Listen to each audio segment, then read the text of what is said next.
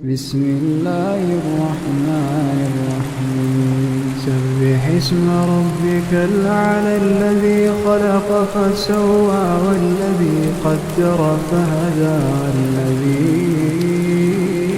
أخرج المرعى فجعله غثاء نحوا سنقرئك فلا تنسى إلا ما شاء الله إنه يعلم الجهر وما يخفى ونيسرك لليسرى فذكر إن نفعت الذكرى سيذكر من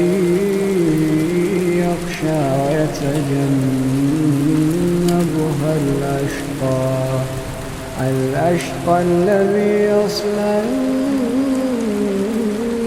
النار الكبرى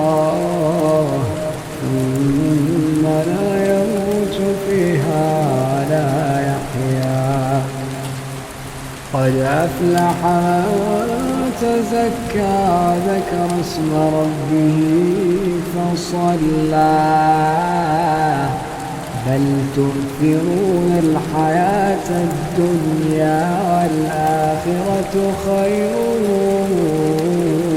وأبقى